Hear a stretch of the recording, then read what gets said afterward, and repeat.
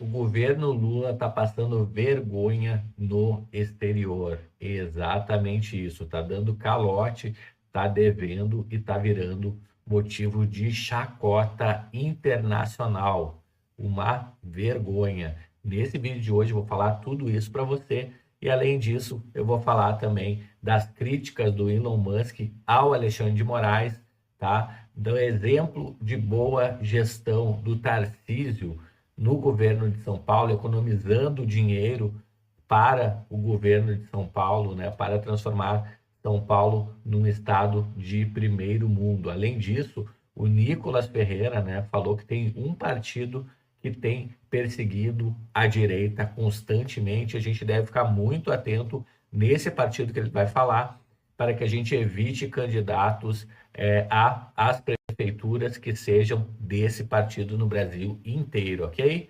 Uma outra coisa, um político foi condenado, tá? Por tentar beijar uma menor de idade, ok? Então a gente vai ver tudo isso nesse vídeo aqui. E lá na Venezuela, o Maduro acabou de prender mais uma pessoa, vou dizer de qual nacionalidade que ela é, ok? Então já se inscreve no canal, habilita o sininho aí, tá? Porque a maioria das pessoas que veem os nossos vídeos ainda não são inscritas no canal e aí perde a oportunidade de estar sempre bem informado. Uma pessoa bem informada, ela não é escravizada. Então, já vem comigo aqui. Primeira notícia de hoje, pessoal, com caixa zerado no Itamaraty, diplomatas têm atrasos no auxílio moradia e temor de despejo. Olha que vergonha, pessoal, nunca aconteceu uma situação dessa no Brasil, com recorde de arrecadação, tá? A gente está passando vergonha para não tendo dinheiro para pagar os aluguéis atrasados aí de embaixadas ao redor do mundo. Olha que vergonha o Brasil está passando mundo afora, pessoal. Tá? E os diplomatas estão até sem o auxílio moradia. Vamos ler o que está dizendo aqui. O estrangulamento financeiro vivido pelo Itamaraty não, né, pessoal? Pelo governo, né? Passou a repercutir em unidades no exterior. Diplomatas que estão lotados em postos estrangeiros passaram a relatar constrangimentos por conta de atrasos no pagamento de auxílio moradia. Olha isso, pessoal, não estão pagando o auxílio para os diplomatas e, consequentemente, eles não conseguem pagar suas moradias no exterior. As contas em setembro foram quitadas, mas existe o receio de que o problema se repita em outubro, ou seja, já é recorrente a falta de dinheiro. Como é que pode, num país com recorde de arrecadação, a gente está passando por uma situação dessas, de vergonha internacional? Alguns diplomatas ameaçam entrar com ações na justiça caso a demora aconteça novamente. Olha que vergonha, pessoal. Diplomatas, uma pessoa que estuda a vida inteira para ter uma carreira internacional, né, super concorrida, e depois começa a passar esses perrengues. É uma vergonha. A área econômica do governo se comprometeu em liberar recursos para o Ministério das Relações Exteriores, né? Já que o caixa da pasta para todo ano zerou no fim de agosto. Olha que falta de planejamento. Como é que o caixa zera em agosto? Ainda tem setembro, outubro, novembro, dezembro. 4 meses, pessoal. Ou seja, totalmente ineficiente esse orçamento, né, que terminou em 75% do ano. Como é que vão fazer agora para pagar o que devem? Até o momento, o dinheiro ainda não chegou.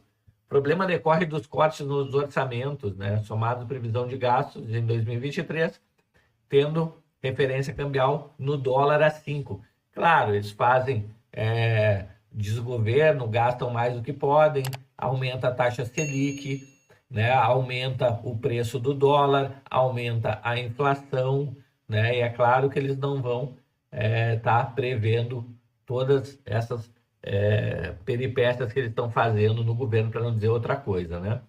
No início do mês, a secretária-geral a secretária-geral do Itamaraty, Maria Laura Rocha, enviou um ofício ao Ministério do Planejamento, e no qual detalhou despesas da pasta e pediu um repasse de mais de 200 milhões para quitá-las. Ou seja, a gente está 200 milhões negativos, pessoal. É muito dinheiro, tá?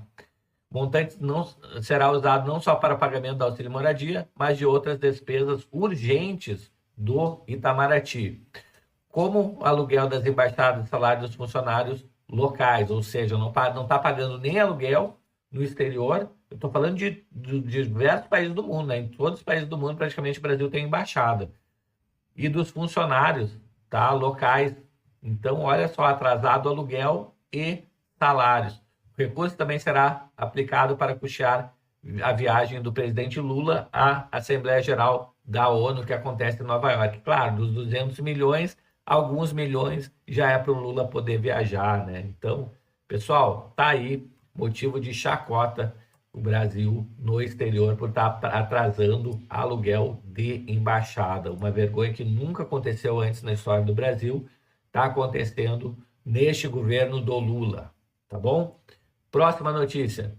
Desde o bloqueio do X, Musk criticou Moraes 107 vezes na rede social. Achei até pouco.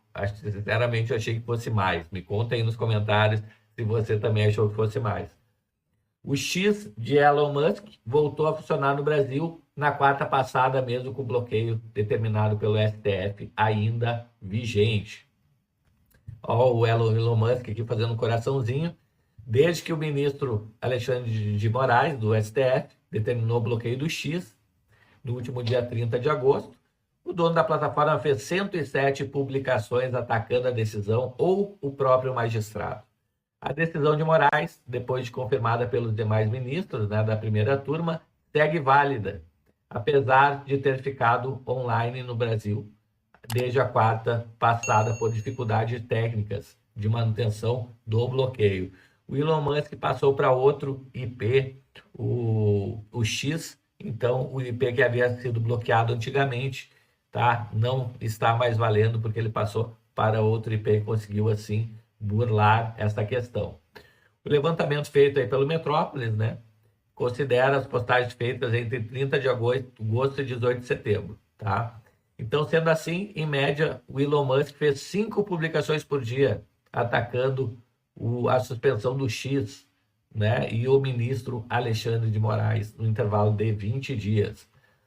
Na publicação provocativa, feita na madrugada da quarta-feira, o Musk fez uma alteração em uma famosa frase do escritor Arthur C. Clarke, que afirmava que qualquer tecnologia suficientemente avançada é indistinguível da magia. E aí o que ele escreveu? Qualquer magia suficientemente avançada é indistinguível da tecnologia, escreveu Musk no X. Então tá aí mais um capítulo da briga do Moraes, do Musk com o Moraes e vice-versa, né? Lembrando que o Musk é uma das pessoas mais inteligentes do mundo e é a pessoa mais rica do mundo e tem um network fantástico. Eu não gostaria de arranjar briga com ele. Me diz aí você nos comentários se você gostaria de arranjar uma briga com esse tipo de cara que, bem dizer, é o Tony Stark do mundo real, tá? Só falta armadura mesmo. Bom, próxima notícia. Governo Tarcísio compra 12 mil novas câmeras corporais para a PM, tá? Então, pessoal, o Tarcísio está fazendo uma grande gestão em São Paulo e está economizando e muito na aquisição de equipamento para os policiais, tá? Até onde eu sabia, ele não era a favor de câmeras, tá? Porém, imagino que tenha vindo goela abaixo pelo Poder Judiciário essa questão de adquirir câmeras para os policiais, tá? Então, vamos lá. O governo Tarcísio de Freitas assinou na quarta passada contrato de aquisição de 12 mil novas câmeras para a Polícia Militar. Segundo a Secretaria de Segurança Pública, né, a compra dos equipamentos da Motorola é 45,9% mais barata que o contrato anterior. Você tinha alguma dúvida que seria mais barata a compra junto com o Tarcísio? Né? Você teria alguma dúvida disso? Eu não, pessoal. Quando foram adquiridas 10.125 câmeras, o custo caiu de 96 milhões para 51 milhões, quase a metade do preço. A ideia é que as novas câmeras, que têm funcionalidade extras, substituam as atuais ao longo dos próximos meses, ou seja, ainda é mais moderna e tem novas funcionalidades, essas câmeras que são metade do preço. Bom, as câmeras recém-adquiridas incluem reconhecimento facial, leitura de placas de veículos, olha que loucura, possibilidade de transmissão ao vivo, identificação de foragidos da justiça e capacidade de integração com o programa Muralha Paulista. Os equipamentos também podem ser acionados à distância pelo Centro de Operações da PM. Então, olha que interessante, as câmeras, elas fazem reconhecimento facial, ou seja, né, elas pegam a pessoa que o policial está abordando e já faz uma leitura do rosto da pessoa e já diz se a pessoa tem passagem pela polícia, se não tem passagem, né? Já diz quem é a pessoa só pela leitura facial. Além disso, ela lê placa de veículo, então, né, se o policial para em frente ao carro, a câmera lê a placa e já diz se tem algum BO com o carro, algum problema, né? Olha que interessante. Será um auxílio nas investigações futuras de qualquer tipo de crime, tá? Diz o secretário Guilherme Derrite. O investimento nas câmeras apresenta uma mudança de postura por parte do Tarcísio, que prometeu acabar com o sistema durante a campanha eleitoral, né, de 2022. Posteriormente, no entanto, reconheceu que os equipamentos são úteis no combate ao crime e na diminuição da letalidade policial. Será que realmente ele reconheceu, né? Ou ele está evitando uma briga judicial aí, sendo que a esquerda entraria com certeza contra não utilizar câmeras na prefeitura, no estado de São Paulo, e com certeza o Tarcísio teria um desgaste, para não dizer que ele ia perder provavelmente em função da esquerda saber exatamente quais os juízes, né, que eles podem entrar com pedido para que tenham sua solicitação aceita, tá? Bom, próxima aqui notícia. Pessoal, o Nicolas Ferreira está falando uma coisa muito séria aqui, tá? Que é o seguinte, ele fala que o PSD é o partido que mais perseguiu a direita no Brasil, tá? Então, vamos ler o que ele diz aqui, tá? O que ele está falando aqui. Ele diz, o deputado Nicolas Ferreira, do PL, disse que o Partido Social Democrata, PSD, é a sigla que mais perseguiu a direita no Brasil, tá? O parlamentar deu declaração durante uma entrevista. O que ele fala aqui, pessoal? Há um partido que presta atenção de vocês brasileiros. Chama-se PSD, que é o partido que mais perseguiu o Bolsonaro e a direita, ele falou. O PSD é a maioria do Senado, ou seja, a maioria dos senadores indecisa sobre o impeachment de Moraes é sobre defender a democracia, está no PSD, tá? Então, o que ele está falando aqui? Que o pedido de impeachment no Senado só não está indo para frente porque a maioria dos senadores é do PSD, pessoal. Inclusive o presidente do Senado, Rodrigo Pacheco, também é do PSD, tá? Então é isso que ele fala.